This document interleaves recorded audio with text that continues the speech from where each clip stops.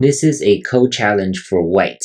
White only has 2 stones here, so white must play something towards the corner in order to have a chance to live, or at least make a ko. So one good move might be the 3-3 point. But here it doesn't work. Black can just push, white blocks. Now black has this clamping move, which is really sharp. White must play this bend, black pulls back, white stands down here, and there's not enough eye space. Number 9 is the best white can do, but black can come in here. And now if white connects here, black can play at number 12, killing white. Or it'll be like this. This will be a fake eye after number 14. So number 1 doesn't work this way, because all black needs to do is reduce white's eye space. Similarly, this won't work, because black will be able to get to the 2-1 point, and this won't be enough eye space for white. What about the 2-2 point? I think it's similar. If black plays here, then we'll be back to the previous variations, or similar to the previous variations, something like this. So the eye space is not enough, so that's why white needs to play here.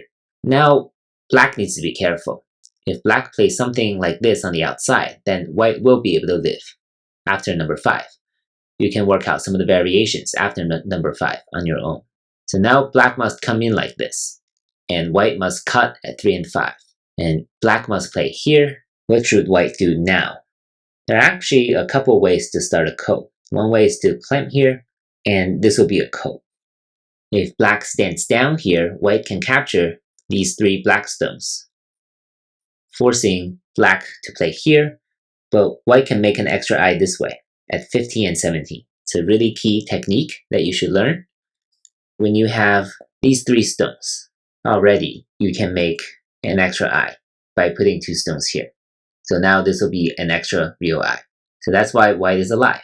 So number 8 will fail this way. Alternatively, white can also play here. Now black must play this, and now white can do the throw in here. And this will be a ko as well. And this ko, and white gets to capture this ko first. So arguably this is better than the previous ko that we saw, where black captures first. But either should be considered the correct answer to this problem. Finding number 1 here is really important, and figuring out how the ko works after black comes in is also really important. Hope you enjoyed the pattern, and I'll see you in the next video. Thank you for watching.